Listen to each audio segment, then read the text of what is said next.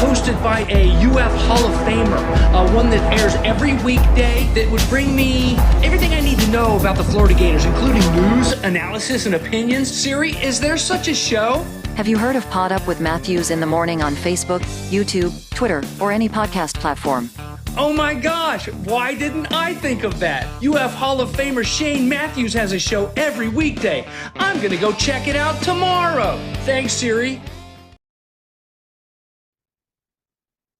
Good morning. You're looking live at PodUp with Matthews in the morning from the Crime Prevention Security System Studios, large enough to serve you, small enough to care. It is Wednesday. Got a good show lined up today. We're going to have Edgar Thompson kick it off. Then we'll have Mr. College Football, Tony Barnhart, talk about the Florida-Georgia game. He's also got a new book out that he will promote as well. I want to give a shout out to the Clay County Gator Club for having myself, Dan Hicken, and Tate Casey there last night. That's just some good people there. Great crowd. It was a lot of fun. So appreciate them having me out. If you missed it last night, the Diamondbacks are moving on to the World Series to face the Rangers on Friday. It all kicks off then. The NBA started last night. I don't know who won. Don't care. It's a long season. So anyway, got a lot to talk about today. We have Edgar Thompson, who probably stayed up all night watching the NBA. Good morning, Edgar. How are you? You texted me, was I awake? No, for some reason, Zoom wanted me to update a bunch of stuff. No, I did not. I didn't know the NBA started yesterday. Actually, I didn't either. Well, I should, because we have an NBA team at Orlando, and we did a big tab that was pretty good. Look, I like the NBA, but yes, get me to 2024 before I start watching. Yeah, no doubt about it. All right, Edgar, Gators coming off a bye week. Billy had his press conference a couple of days ago, or whatever you want to call it, leading up to this Georgia game. What did you feel? I mean, Billy's Billy, but do you feel any confidence in this football team? What's his approach, or how's he feel going into this game in Jacksonville? I thought he was pretty good Monday. He seemed pretty loose. I don't know, for what it's worth. He didn't seem daunted. But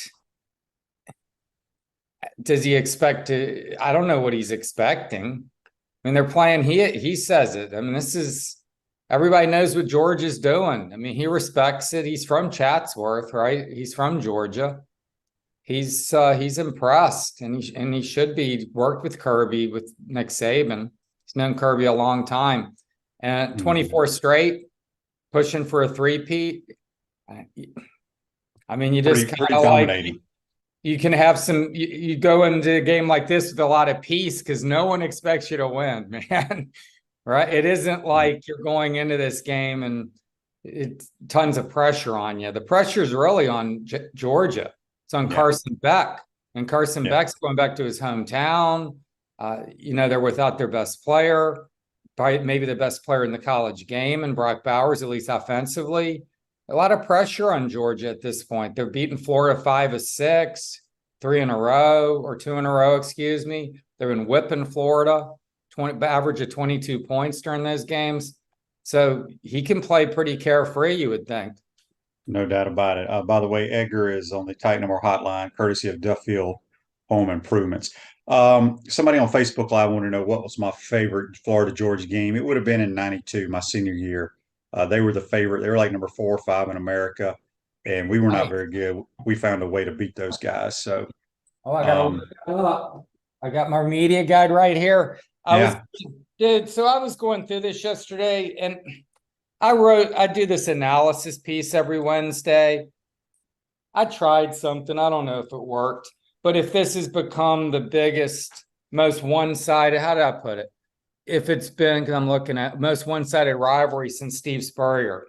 And, Steve, you guys had a rough time with Bobby Bowden early on, but then split the next 8. I mean, Jimbo had that run when the Gators were total disarray, 7 of 8. You realize Alabama's won 8 in a row on Florida. I didn't realize LSU had won 8 of 10. But the thing I was saying is this one 8 of 12, and it's really no end in sight. I mean, when is Florida going to turn the tables on Georgia, and how? I'm curious what your answer is to that. I mean, it could happen Well, this weekend, but do you really have confidence it will? It's a I huge mean, ask. I don't think Georgia is anywhere near what they've been the last 2 years, and I know No. they've lost a lot of players to the NFL, but Stetson Bennett brought a factor to the game that you can't teach, and he was a difference maker. Um, I think these rivalry games sometimes go in waves, as you just mentioned. Um, Look, here's the bottom line. When Coach Spurrier had his run of 11-1 in his 12 years, Unreal. we had better players and we were better coached than they were. That's simple. Except for 92, they had the better team. They had a bunch of first round draft picks. Now they recruited higher, but we were the better team. 26-24. That must have been a heck of a game. Yeah, we had to seal it. We ended the game on a quarterback draw to ice the game, Edgar. That's How many why TDs you throw in that one? I think I threw three in all three games. Oh, nice, man. Somebody told me, I think it was Coach Spurrier told me I played 5 games in the Gator Bowl, 3 against Georgia, 1 in a spring game, and 1 in NC State in the bowl game, the Gator Bowl. He says I threw 15 touchdowns, no interceptions. So Jacksonville's always been good to me. I would But say. here's the thing. Kirby has done a phenomenal job. He is doing exactly what Steve Spurrier did, took over his alma mater, has built this thing into a dynasty. And they're not going anywhere until if he ever leaves. He probably won't leave. So, but Florida is closing the gap. We are closing the gap. Billy's done a tremendous job bringing in top-notch players, and now you just got to win games. Can we win this game? Absolutely, I think we can. It ain't going to be easy. I think it's going to be a line of scrimmage. Our O-line and D-line, our front 7, have got to play big boy football for us to have a chance. Exactly. I mean, look, and that's the problem. It's the path to victory is you cannot do what you did at Kentucky and Utah and fall behind right away and make all those mistakes that they did, right? You can't do you can't do any of that. 8 sacks of Mertz in those 2 games, 82 yards rushing in those 2 games. This is all, it's like the old boom line of scrimmage league. I mean, this is it. And Georgia's 19 touchdowns on the ground and has allowed 5. They lead the SEC in rushing defense. I know their run game isn't as good as maybe it's been, but it's still pretty solid. And they just Gators got to be good up front. And I don't know, when have they been good up front other than Tennessee, in your opinion? I'm not saying, I don't know. I mean, I'm curious. When did you call a game and you were like, okay, we were really good up front tonight? Other than we haven't played well since that. I mean, and the reason I think a lot of it has to do is I don't think Tennessee's a very good football team. I don't think they're a physical football team. I think they play with finesse. Look, we've talked about this. I don't know if it's with you, but Billy's done a phenomenal job in the transfer portal evaluating players, brought in a lot of good players, and he's brought in some good big guys, but I think they will get better over time. He's got to figure out who can play. Look, it's hard to block. You turn on the TV on Sundays, I try to tell people the best players in the world have trouble blocking defensive linemen and vice versa. So we'll see what happens in Jacksonville. I want to send out a happy birthday to my man, Chris Patrick. He turned 86 today. Chris Patrick was a longtime head trainer at the University of Florida. Worked for the Gators for probably 45, 50 years, but he turned 86 today. I know a lot of former Gators that watch this. I know he watches it. He usually doesn't watch it live, but we want to give a shout out to CP on his 86th birthday. All right, Edgar. I did say this. I spoke the last 2 nights, once down in DeLand and last night in Clay County Gator Club. The Georgia Bulldogs have not faced an offense with skill guys like the Gators. It'll be the best offense they faced to this point of the season. I think we can move the football on them if we're aggressive. Do we want to play keep away? Yeah, they're explosive at times on offense, but I think we're going to move the football on them. Well, they definitely seem to have found something. The last, particularly South Carolina, and then Vanderbilt, that he moved the ball pretty well once they got going. Took a while though, and that's the thing too, Shane. That's the 13th and 14th rated defense in the league. I'm still not sure. It was exciting. The South Carolina game, I am not like disparaging those performances, particularly South Carolina. I mean, it's pretty clutch. Graham Mertz looked good. You got Wilson cooking. Boardingham continues to play. Those two kids have 26, 301, and 4 scores between them the last 2 games. So they're coming on. And then Pearsall, as we talked, I think the last time I was on here, somebody was speculating if he's a top 10 receiver of all time at Florida. And he's, I think, 3rd in the league in catches, 5th in yards. And I think they got some pieces, and Graham looks good. They got to protect him, man. You don't think that Kirby Smart and Will Muschamp, who are probably behind Nick Saban, and I'm sure I'm forgetting some people because I don't know the lay of the land completely. Knowles maybe at Ohio State, Dan Lanning, of course, and there's some others. They're 2 of the best defensive minds the game's seen in years. They've been together since 2005 with the Dolphins. They were on that staff. That staff had like Dan Quinn on it, and yeah, they were down there when I was my last year. They were together. I was there in 2006. They were all there. Okay, was it 06? Yeah, it was 05, 06, but whatever it was, that staff was ridiculous. And with Saban, and they were both, brought up under Saban. They are going to know what Florida's doing all day. They're going to have stuff for Mertz. They're going to be hitting them, creating havoc. Now, their pass rush hasn't been great. They haven't been getting home, just kind of like Florida. It's a big ask, man. I'm not trying to be negative here, but oh no, 14 and a half for a reason. they're the 2-time defending champs going for a 3-peat that hasn't been done since 80 years ago, or however long, 90 something years ago. It hasn't really ever been done because the AP poll started in 36, and there were so many claims of national titles even over the years of their polls. It's really the first legit 3-peat, and 5 teams have tried. I think we talked about this at one point, and there've been like 5 teams. I think Nebraska, Nebraska twice, USC. There are a couple others, but anyway, that just weren't able to do it. And great Oklahoma, I think, one time. So anyway, no one's ever done it.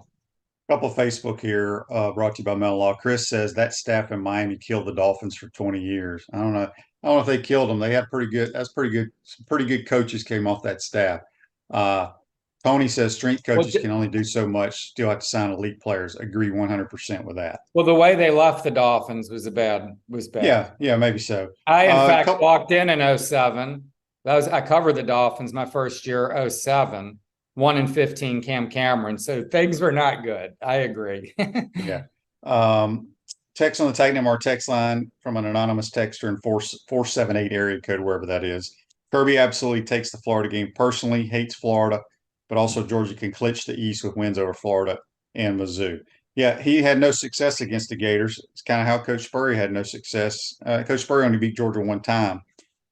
This is a text on the Titan MR text line. It says, hi, QB. I agree with you about Miles Graham. He's a great player on both sides of the ball. To say he's better than his dad is saying something. I really do think he's better than his dad. When did you say that? Did I miss that? That was a couple of days ago. He's as good a high school football player as I've ever seen. Dude, I saw a picture of him. The guy looks like he's 25. I mean, he's a monster. He's bigger than his dad. He's faster than his dad. He just look. I'm going by what I saw Ernest do as a Gator, as a running back, and he was phenomenal. I never saw Ernest play high school football. I don't know if Ernest played both ways. Miles plays both ways, and I just think he's outstanding. He says, I think we struggle to block Georgia. Do you think Billy will roll the pocket, throw screens, buy Mertz some time? You think Mertz touch? We will see some wheel routes. I hope we throw some wheel routes. I'm a big wheel route guy. Easy throws. They're very easy. That's what killed him, if you recall, in 2020. Yeah, it's just a concept. It's a 3-by-1 concept. The single receiver runs like a lazy slant, kind of sets a legal pick, but doesn't really pick the guy, and the back just comes out of the backfield. Very hard to stop. Well, Mullen had Kirby on his heels in that game. Remember, I think it was Naquan, and I looked it up. Malik Davis had 171 yards on like 8 catches, I think, in that game. They just couldn't defend it.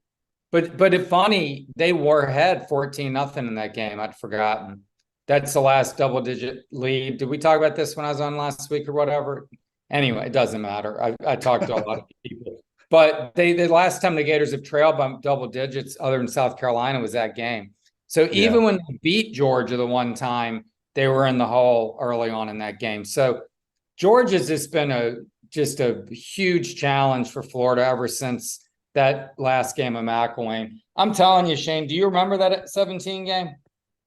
Do you remember that? Probably not really. It was the biggest, most physical. It was the biggest physical beating I've ever covered a football team take. They lost 42-7. They just got smashed in that game. That we're not seeing that. Oh, that's the game. That's that the game McElwain got fired afterwards? Oh, yeah. I mean, Malik Davis was hurt for like 2 years after Roquan Smith hit on that game. Hey, just remember, so as they mentioned last night at the Clay County Gator Club, we beat the Gators and Treon Harris went 3 for 6.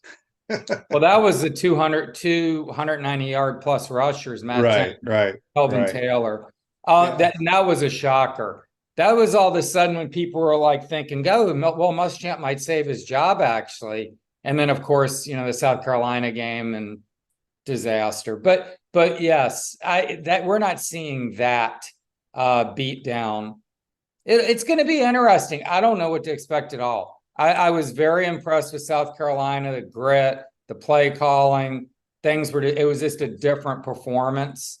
And maybe they're onto something. The speculation, Shane, because everybody is just assuming, and I've heard it, everyone's heard it. No, I don't know if anyone's actually reported it officially that Billy's going to hire an OC, telling recruits they're getting an OC, all this stuff. You're hearing all this stuff, right? I don't know. I don't buy it. I don't know if it's true. You don't buy it? Okay. Well, the reason I say this, Edgar, and I'm mentioning this the last 2 nights. Hang on, but my point, Russ Callaway, do you think he got involved somewhat? Because the offense did take a step, and I think he's got some stripes calling some plays at Samford.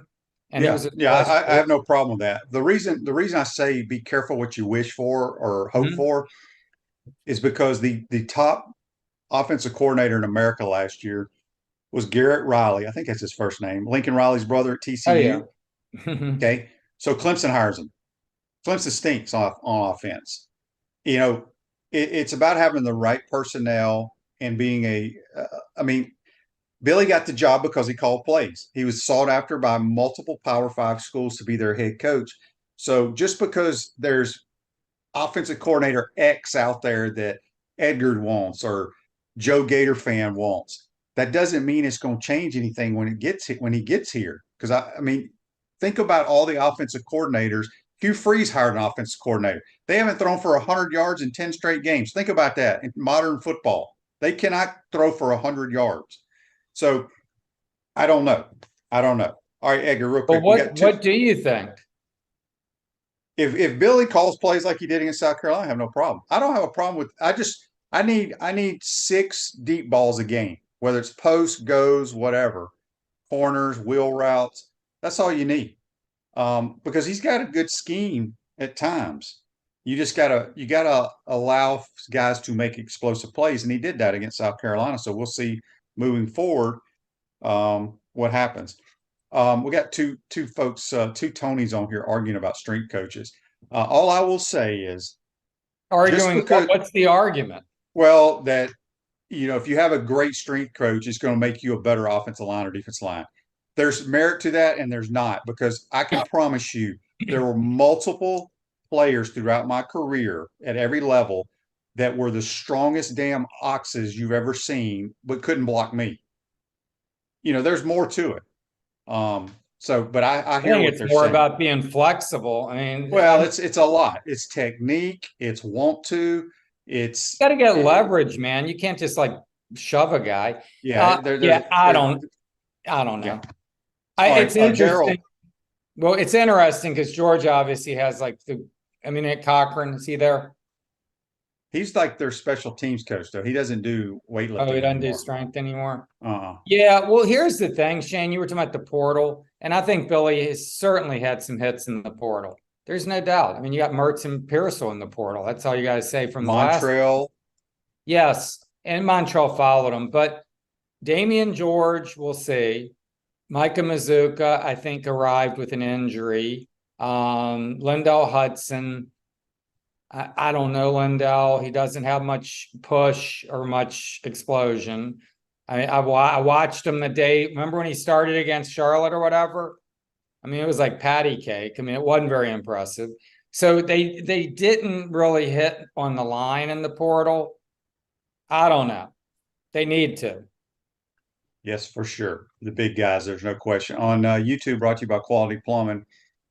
Where to go? Oh, it's Charles says, Shane, coming off open weekends, how much can a team implement new plays, etc., or open weekends use more to get players held? It's both. You can put in a play during the middle of the game.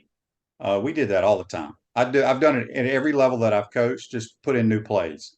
If kids understand your scheme and what you're trying to do, you can put in all kinds of plays. It's no big deal. So Juan says Billy has a whole bunch of OCs on the team. I don't know what that means. Yeah, what does that mean? I don't know what I mean, that Shane, means. let's get back to that 1 sec, if you don't mind. I hate to like take over your show, but I mean, I just really on the Billy offense thing, because there is that narrative that his offense is not sophisticated, that there is good run game concepts, but the passing concepts are not good. You know, David called him out like early on last year, and a lot of people have stuck with that narrative. I don't know enough. The passing concepts, they're not horrible. They're what they are. There's a lot of like deep posts with crossing route concepts, which those are shot plays, but we don't throw a lot of curl flats. We don't throw a lot of digs, shallow crosses, more high percentage. I could easily help. Now, again, everybody has pass plays. It ain't like I got pass plays that Nick Saban doesn't have. Everybody has the same pass plays. It's when you call them and how you teach them. But there's a lot of like just easy height. Like there's nothing easier than I just told you the 3-by-1 formation where the single receiver runs a skinny post or a little bad, lazy slant to get in the way of the backer or safety that's responsible for the back coming out of the backfield. Edgar, that is, I mean, I ran that in freaking middle school with my kids because it's an easy read. It's just a pick play, and you just throw it out there to your back, and he's one-on-one. So, I'd like to see some ETN on that because that guy. Yeah, I would too. You got to get him in space. Yeah, no question. Josh on the Titan our text line says QB doesn't 14 seem like a lot of points for the spread this weekend. I don't think so. I mean, that's 2 touchdowns, so I think that's about right. Just because, I mean, they have not lost. How many games in a row have they won? It's 24 in a row, and they've just been throttling teams. But again, though, they barely beat South Carolina and Auburn.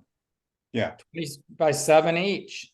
So this is not the formidable Georgia team of teams of the past 2 years, but it still might be good enough. And as you were talking about recruiting, I mean, Billy right now is on a roll. This L.J. McCray, you know, the Sentinel Chris Hayes does a good job. He does this Super 60 for Central Florida. He's our #1 player. And Billy's got like 7 top, like 80 guys now. And then if you look at Childs, he was in the top 100 when they signed him. And Adarius Hayes was too. And then, you know, so they got 8 or 10, you know, they got upwards of 10 top 100 guys roughly. It's pretty impressive classes he's putting together. The problem is, Shane, you know, his #1 in recruiting is Georgia. Yeah. Okay. So the comment about he has a bunch of OCs on staff. Okay. Those guys just had titles. He says Ryan O'Hare's an offensive coordinator or analyst. Rob Sale is the OC. He's just the O-line coach. The reason he says offensive coordinator by his name is so he can get paid more money. Billy Gonzalez is an OC at LSU. He never called a play in his life. There's only one coach outside of Billy Napier that's called a series called games in college football, and it's Russ Callaway when he was a little bit at Sanford. Nobody else has called plays. Everybody, the way it works is everybody has input as an offensive staff, but Billy calls the plays. And Charles asked Shane if offered the OC position of Florida, would you consider taking it? No, absolutely not. There's not enough money in the world for me to coach college football in today's college football. I want a chance to rep you. Okay. Well, exactly. Charles would be calling the Edgar Thompson show, dogging me for calling a certain play. So anyway, I try to tell people calling plays is not easy. The great play callers just have a knack. You don't just say, Edgar, I'm going to teach you how to be offensive coordinator. It don't work that way. Of course not. Yeah, you just have to have a knack of how to do it. So anyway, this is a text from someone in the 912 area. You have very little time to make a decision in a very pressure-packed situation. Yes. Speaking of that, very hard. Remind me of that. But this is from the Georgia Gator. He says, 92 games his favorite. Also, the defense in that game held Garrison Hurst to less than 50 yards rushing. The Gators should treat this game against the Mutts this weekend like it's their championship game. If the defense and O-line play steps up along with improved play calling, we will be fine. I agree with that. Speaking of health and the stress of Power 5 football, did you see what Lincoln Riley is not taking a leave of absence? No. I read it wrong on Twitter this morning. Cliff Kingsbury's taking over. Lincoln is like with doctor's orders. I don't know if it's kind of like an urban thing. I don't know if that was a joke because you can't always believe everything you read on Twitter. But I'm looking. I thought it came from a reliable source, but I was half asleep. Misses a practice with an illness. Yeah, he's out this week, I think. Yeah, football scoop. Out with undisclosed illness. I don't know. Interesting. Well, that's my girl Ileana, the sports editor now at the LA Times. Good. I'm sure that was fun for her. Okay. Radware is a family-owned business that prides itself in excellent customer service while providing quality and affordable promotional products and customized apparel. We're speaking with Edgar Thompson on the Titan Tomorrow hotline, and then we're going to have Mr. College Football, Tony Barnhart, talk about the Georgia series. Nice. Tony's also got a book out he wants to talk about as well. Nice. Yes, for sure. Great. So you realize Lincoln Riley's 40 years old, is it? It's unbelievable how long he's been on the scene. And let me tell you something. He is really good at calling plays. Oh, my Lord. He is going to be this. He's got to make a change. He's got, I don't know, I can't think of the guys at his DC was at Oklahoma and now with him there. What's his name? Is it Grinch? Alex Grinch. He's got to get rid of him. I don't know if they're related or what, but it's the same exact things happening at USC as that happened at Oklahoma. And he could win some national titles because quarterbacks want to play for him. They're going to have great offenses, but they literally can't stop anybody. And so he's got to make a change at some point. It's reminiscent of the Grantham thing after 2020. That Dan, they're like neighbors. And been together, and Dan didn't want to get rid of him, and to his peril. He had to get rid of Grantham and didn't. It killed him. But there were other factors there, as we know, but still. Yeah, it's hard. Look, you're friends with these guys. Who knows what Lincoln's relationship is with them? They'll be best buddies. I have no idea. But it's clearly dragging them down. They can't stop anyone. They're not physical. And it's been going on. And then Lincoln is kind of not handling things well. He didn't even let any players talk after the game. None. Right. It's just like, come on, man. Yeah. So, all right. I guess the depth chart will come out today, which has the injury report.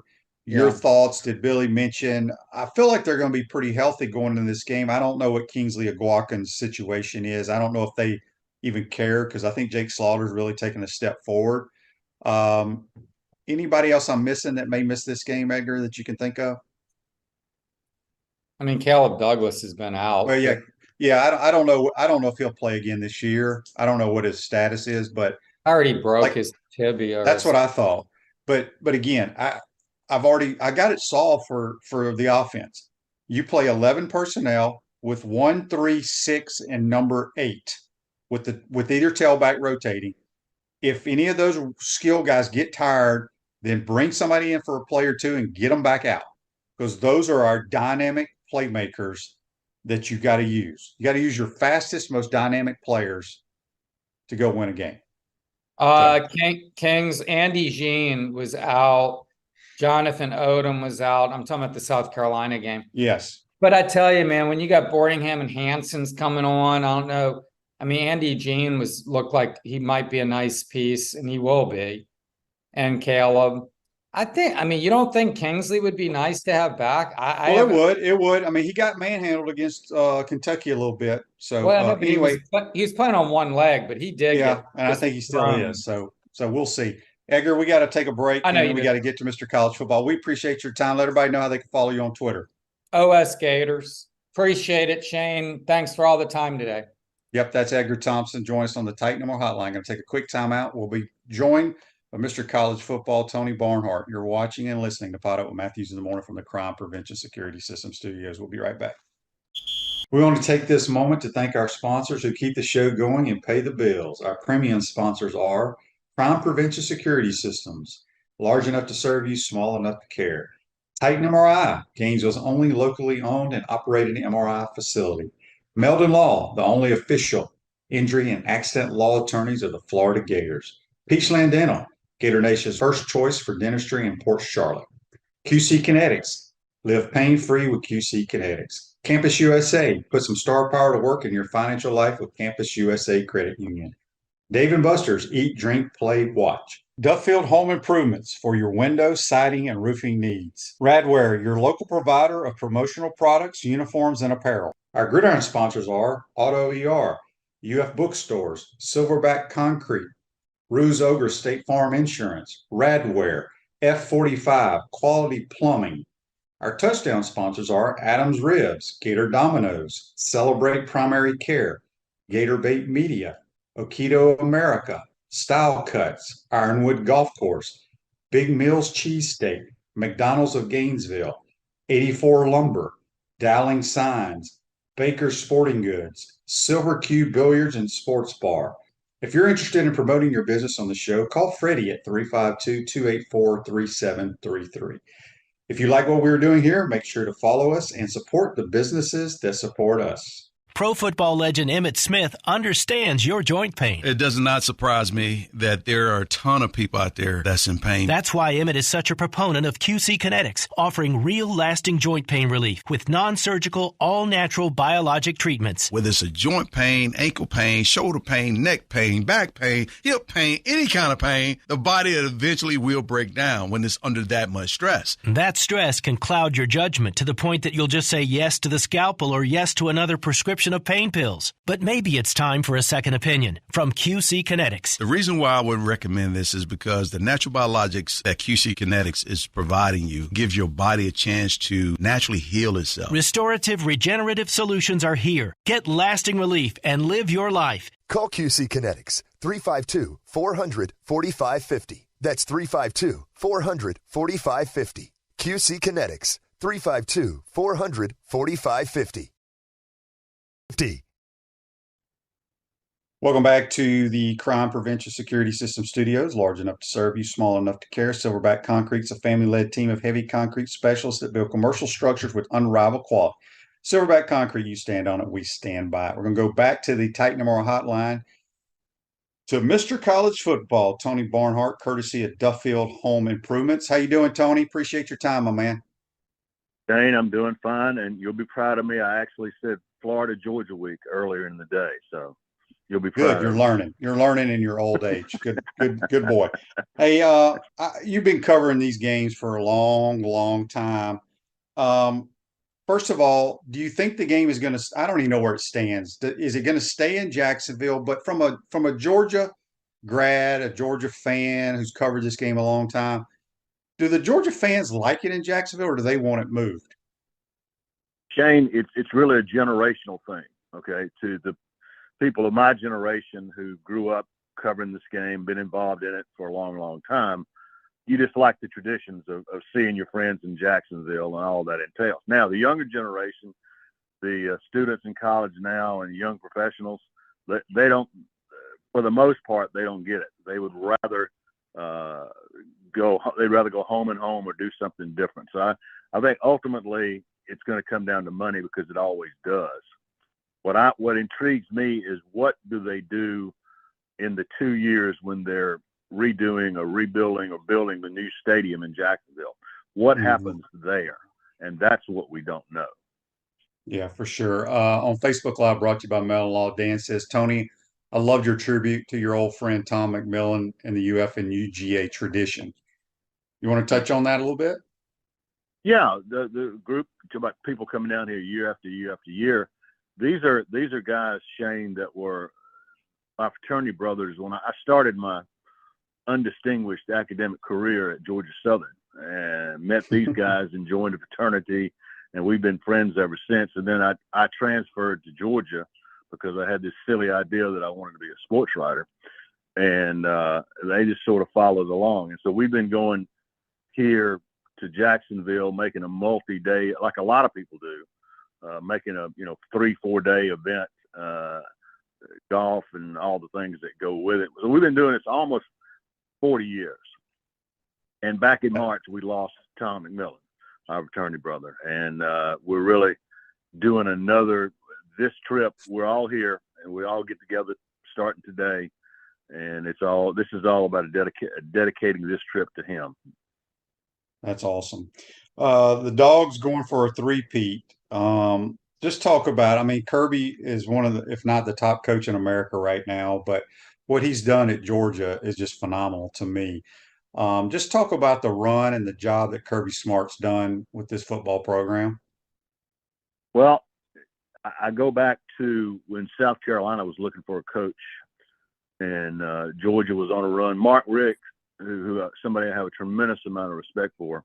Mark Richt won 10 games a year for 15 years at the University of Georgia. But ultimately, they let him go. Why did they let him go? Because Kirby Smart was ready to be a head coach.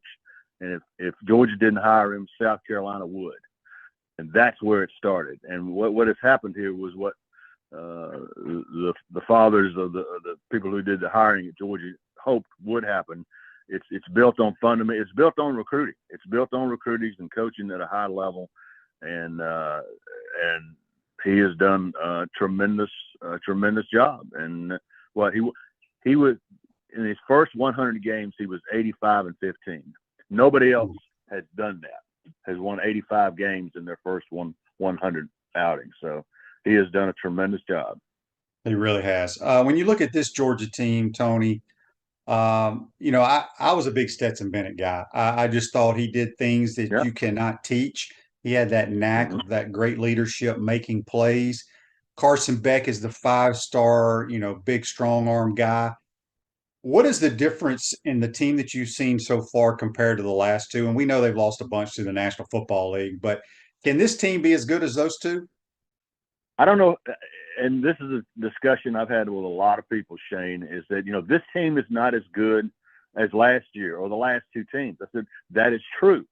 But you know what? This team doesn't have to play those teams. This team has to play the teams on their schedule. So Georgia's not as nearly as – I mean, the defense of the last 2 years are as good as you're going to see in college football. But having said all that, Georgia is still capable of winning every game on their schedule. And Carson Beck, to his credit, has gotten better and better and better. Now you lose one of the best players in college football, if not the best player.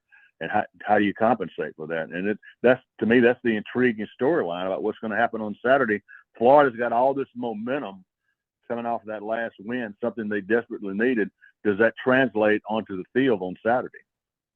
Yeah, we'll see. A text on the Titan Mark text line. Robert in Charlotte wants to know, Tony, what is your favorite Florida-Georgia game that you've been to? Oh, wow. Well, I will say this. One of them was 97 when Coach Spurrier had won about 79 games in a row in the series. And they finally put together a win so that Spurrier could be 1-11 against Georgia. But it was an incredible game because after down there in the tunnel where we all walked to the interview rooms, Coach Spurrier just moved over and said, and he grabbed me by the shirt and he just said, "They just beat us, Tony. Don't have any excuses." And I said, "Isn't that like Coach Spurrier?" That's exactly what he would say.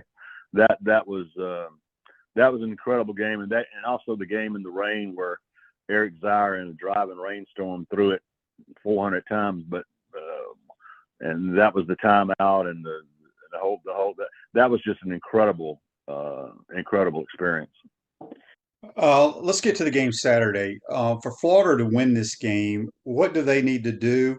And my question to you, you're around this Georgia program.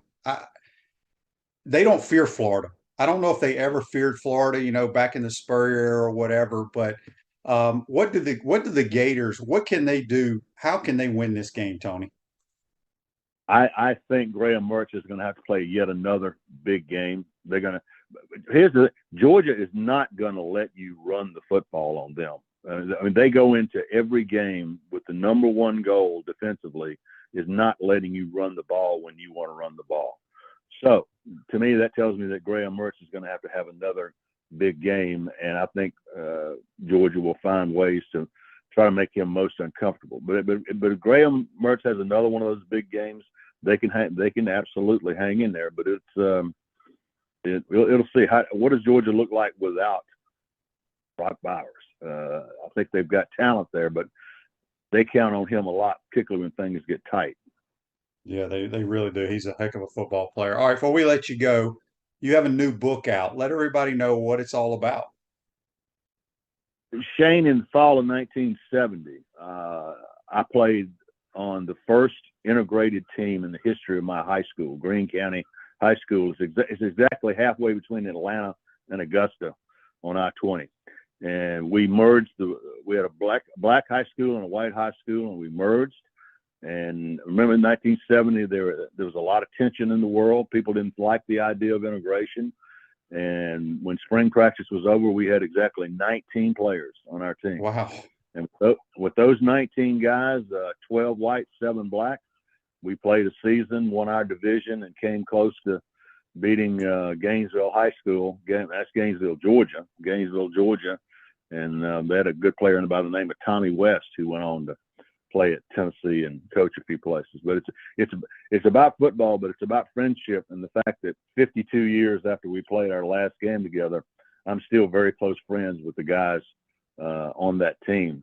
But it's about football, it's about friendship, it's about social unrest, it's about all those things. And it came out last week, and we're very, very pleased with the way it turned out. The 19 of Green. Yeah, that's awesome. So if anybody's listening, can they buy this book online? Absolutely. Go to Amazon.com, put in the 19 of Green, and you can purchase it online. It's in the bookstores now for the most part. But I will tell my friends, if you want a copy, by all means, go to Amazon.com and search the 19 of Green. So let me ask you this. I've never written a book and don't plan on it. How long did it take you to write this book? When did you start with your notepad writing about this your high school experience? Yeah, this is my 6th book, and the other 5 I was able to do in about a year and a half. Just getting, because you got a life outside of writing a book. This one took longer because COVID got in the way. My goal.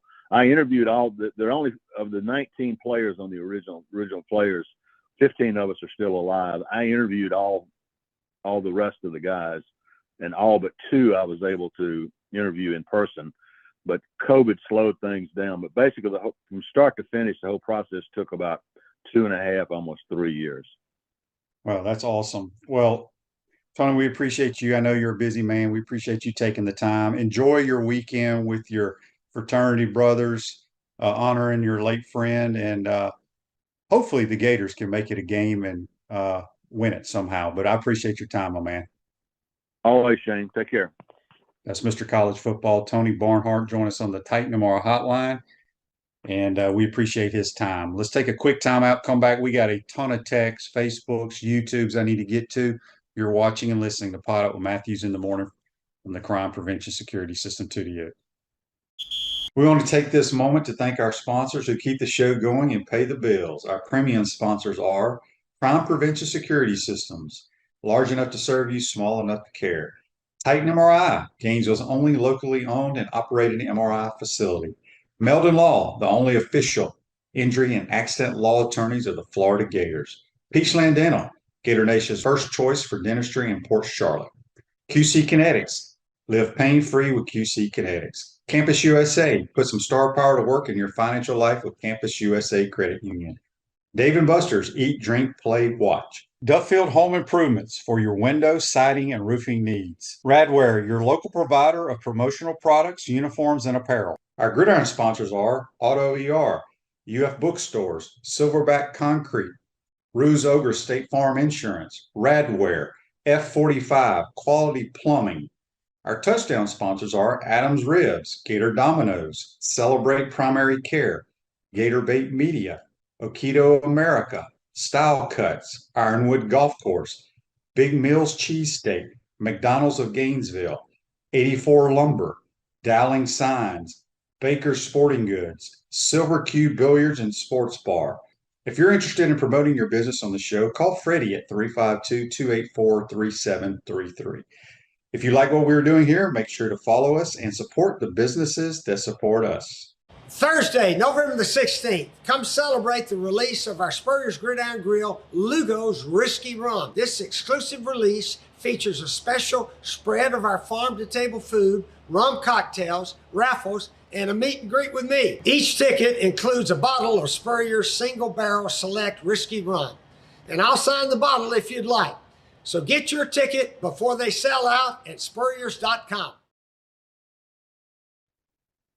Welcome back to the Crime Prevention Security System Studios, large enough to serve you, small enough to care. Ruse Ogre State Farm Office is a team of dedicated insurance professionals ready to help life go right with the right insurance options for you and your family. Visit ogreinsurance.com. Give them a call at 352-240-1779. Again, I want to thank Edgar Thompson and Tony Barnhart for joining us on the Titan Tomorrow Hotline, courtesy of Duffield Home Improvements.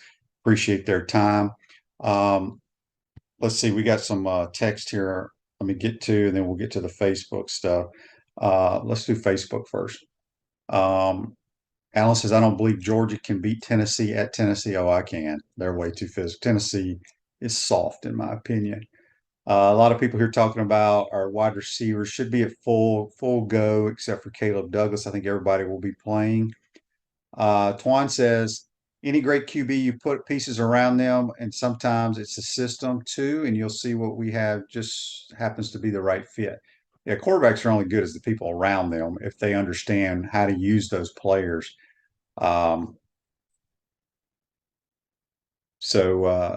Anyway, you're going to see two really good quarterbacks Saturday in Jacksonville. Andy asked on Facebook Live, brought to you by Mellon Law, what college or professional coach best resemble your dad's coaching style and temperament? Oh, man, that's a good question. He was a lot like Billy Napier, honestly. Didn't yell or scream very much. He would at me, though. But he let his coaches coach. I'd have to think about that, Andy. That's a good question. Homeboy, or Homebrew, not Homeboy, Homebrew on YouTube, brought to you by Quality Plumbing. I think for the first time since Tennessee, we will be healthy. I have a feeling about this game. Georgia's due for an upset. There's no better team to deliver it. They are very cocky. Well, they should be cocky. They're very confident. That team believes they're going to win every game when they roll out of the tunnel. But like I tell everybody, if you watch college football, if you watch the National Football League, teams that ain't supposed to win every freaking weekend. So we just got to make some plays, play hard, and good things can happen. Alan says, I don't believe Carson Beck can beat us in the neutral field Saturday. Auburn should have won it, Jordan-Hare. Yeah, you got to make him throw the football. It's just like what Tony said. That's what good defensive coordinators try to take one thing away, usually what you do best, and try to make you one-dimensional. Georgia's not going to let us run the ball. That's why I want us to come out firing. And I don't care if we go 3 and out and have to punt. I want us to come out firing. I doubt we're going to be able to throw a bunch of bubble screens or wide receiver screens because Georgia likes to play quarters press or cover one press. We're going to have some shots at some one-on-ones. We got to win them. Got to throw them. We'll get some PI calls. Joseph says Gators are 9 for 41 on third down on the road, 6 for 12 on fourth downs. Got to convert third downs. Yeah. Some of that problem is because first and second down. I'm a big believer, throw the ball on first down. Doesn't have to be down the field, but just get positive yards. because I feel like you got a better chance of doing that than turning around, handing it off when the other team thinks you're going to run the ball on first down. So this day in sports brought to you by Campus USA Credit Union. Put some star power to work in your financial life with Campus USA Credit Union. All right. I'm sure everybody remembers this. In 1986, trailing 5-3 with 2 outs and no one on in the bottom of the 10th, the New York Mets rallied to win Game 6 of the World Series 6-5 when old Bill Buckner of the Boston Red Sox misplayed a slow ground ball to first base. That's 1986 World Series. That's brought to you by Campus USA Credit Union. I remember that like it was yesterday. So we're getting close here. I don't know how Gator Nation's feeling about this game. I think it's going to be a heck of a game. I really do. I think we're going to come ready to play. We got to be aggressive on defense. Let's come after them. Let's make Carson Beck beat us. Van Der says, Shane, I believe that you have a book ready to tell your story. No, I don't. I have no desire to write a book.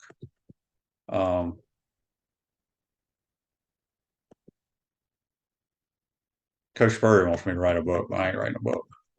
Bill Buckner, rest in peace, was a great player despite that play. That's true. That's true. If you missed it last night, your World Series is set. First pitch is Friday night in Arlington, Texas. Texas Rangers versus the Arizona Diamondbacks. It'd be interesting to see what the ratings are for that. Nothing against either one of those teams, but boy, the Rangers can rake. They can really hit the baseball for sure. I don't know if I lost my train of thought. Too many concussions, I guess. Dan says, after Kentucky, I thought 53-3, but the South Carolina gave me little hope. I'm not sure what that's referring to. Look, just remember that all games are different. Defense wasn't great against South Carolina, although they got some really good skill players, but every game is different. So let's hope we can go out and keep this game very competitive and find a way to win it. There's one other thing I had to talk about, but we had a bunch of people texting and asking about JC. He'll be back Friday. He's been out west at a work conference, enjoying himself. I think he went to the Diamondbacks game the other day too. So anyway, Dan says, come on over to Dallas QB for the World Series. You know what's interesting? I went to opening day this year for the Texas Rangers, and I felt like I was in a mall or a conference center. It's a cool stadium, but it's interesting. But maybe I was there good luck. Who knows? But anyway, hope y'all enjoyed today's show. Again, I want to thank Tony Barnhart and Edgar Thompson for joining us on the Titan More Hotline. And we'll see you folks tomorrow. Take care.